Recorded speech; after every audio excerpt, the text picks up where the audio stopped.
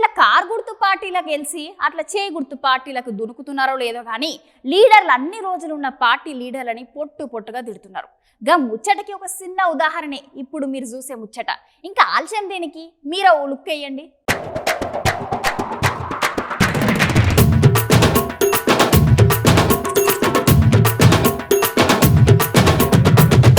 అవునోళ్ళ సిట్టమ్మ చెప్పింది మస్తు కరెక్ట్. గెలిచేది ఒక పార్టీలో, గెలిచినాక గోడ దుంకేది ఇంకో పార్టీలకు. అట్లా దుంకి మాత్రం ఉత్తగానే ఉంటారు అంటే అట్లా కూడా కాదు. అన్ని రోజులున్న పార్టీల లీడర్లను గట్టిగా అరుచుకుంటున్నారు. ఇక అచ్చు గట్లనే చేసిన మన కడియం సార్ సుత సార్ నిన్నగాక మొన్న అట్లా కారు గుర్తు పార్టీ వదిలి సే గుర్తు పార్టీలకు చేరిక అయిండో లేదో. ఇవాళ కారు గుర్తు పార్టీ లీడర్ ఎర్రబల్లి దయాకర్ రావు సార్ని దుమ్ము దులిపిండు. మీడ్సుతో పాలు ఇన్నూరి కడియం సార్ మాటలు.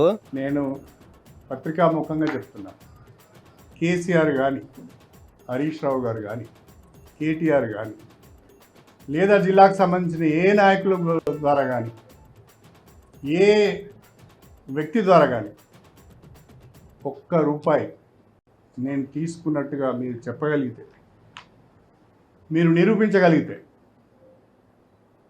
నేను సవాల్ చేస్తున్నా, నా బిడ్డ నేను పోటీంచి తప్పుకుంటాను. బుద్ధి లేని మాటలు, సిగ్గు లేని మాటలు మాట్లాడు.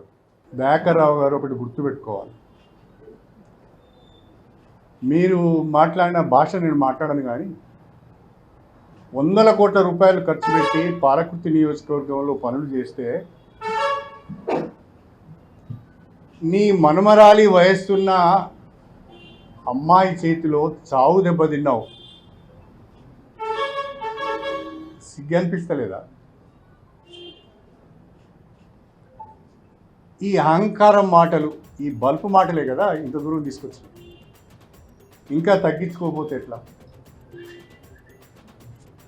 తగ్గించుకోవాలి. ఎందుకు నేను ఓడిపోయానని సమీక్ష చేసుకోవాలి. వాళ్ళకి ఇంకో కోపం కూడా ఉంది నా మీద. నీ మేమందరం ఓడిపోయిన వాడు ఒక్కడు గెలిచిండు అనేది కూడా వాడు కూడా ఓడిపోతే బాగుండు అని ఉంది.